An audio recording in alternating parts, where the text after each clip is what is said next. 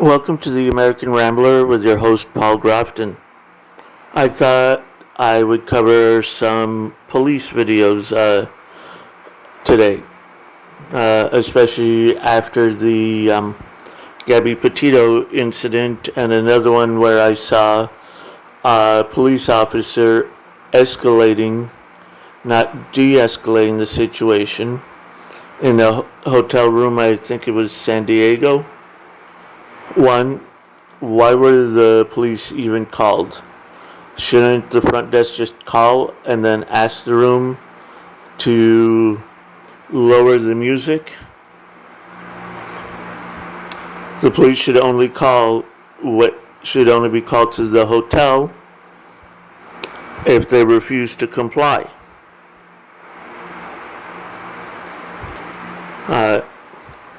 No, I'm not a big supporter of the police, but I'm also not a supporter of defund the police movement. I'm more of a supporter of reforming the police to the point where they work for the citizens, not for the prosecuting attorney. Because I'm going to tell you, the police decide what reports they send to the prosecuting attorney depending on if the prosecuting attorney can get a conviction. And then they file something called an information report. Since it's an information report, it is technically not a crime, and the mayor and the prosecuting attorney get to look like they're tough on crime and they've succeeded in reducing it, when in reality is they've done just nothing and they've taken your money for doing nothing. But today we have one from Papa, Michigan, News Channel 3. A former West Michigan police officer made his first appearance in circuit court facing criminal charges Monday. Good. I think all of them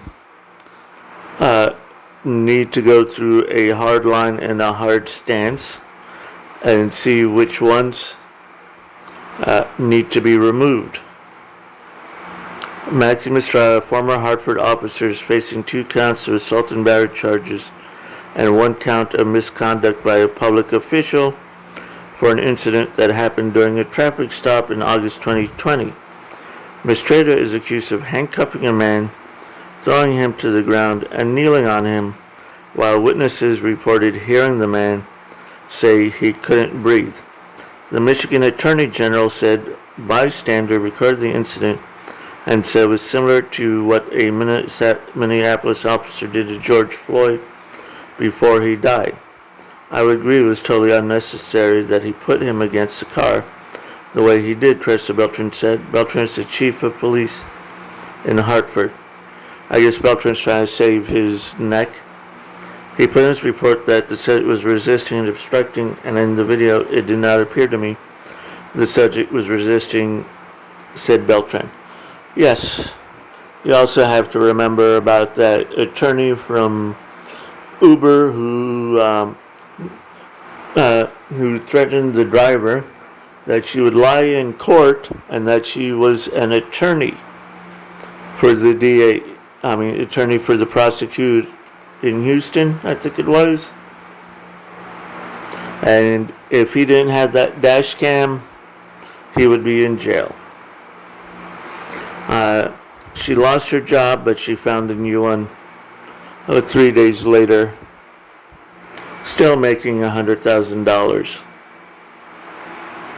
So, no, there's no repercussion for the special, and as you all know, I'm a school teacher, and if I see a child being abused, I can be in a lot of trouble if I don't report it. And this happened to me in Tarpon Springs once, a few years back before I moved. I saw a small little boy being abused by his mother.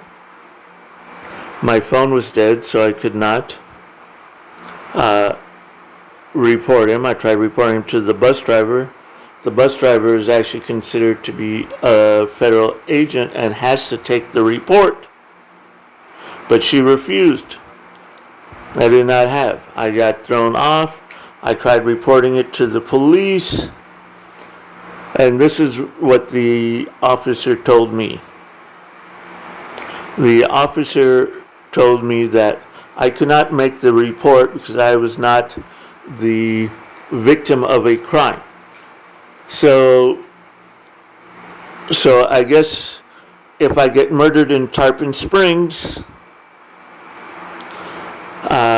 Florida, I have to come back as a ghost to fill out the report saying that I was murdered.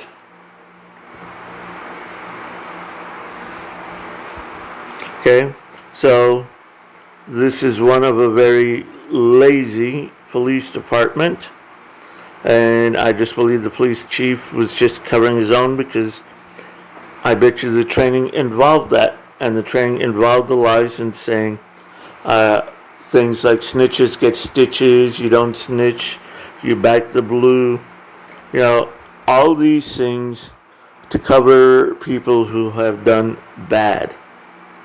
Let's look at a couple of other ones. Okay. Here's another one coming from New York PD police officer accused of damaging Jewish sleepaway camp in Unionvale. A police officer has been accused of breaking into a Jewish sleepaway camp and damaging property there one evening. Matthew McGrath, an officer with the New York City Police Department, faces felony charges after being accused of damaging Camp Young Judea on Sprout Lake Camp Road. Okay, the 37-year-old Midtown resident was arrested on September 15th when he was off duty, said state police, who took him into custody with the Dutchess County Sheriff's Office. Well, I'm hoping it's not like the experience I had in Charlotte, North Carolina, where I was assaulted by the hotel owner and the policeman who said that if they didn't find anything on the tape, I would be arrested. It's kind of funny because I didn't believe he was actually going to find anything on the tape, because he was just going to make up. Because as you can see how officers here constantly lie.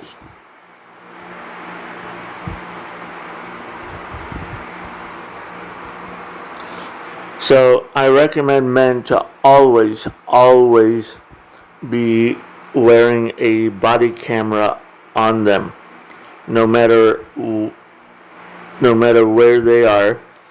And if someone confronts you, make sure that you can easily transmit to an offsite server. So if they get a hold of it,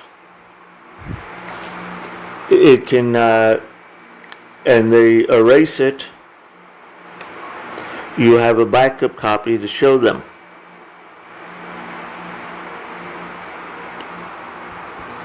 So to recap, you should know: 1, officers are not your friend.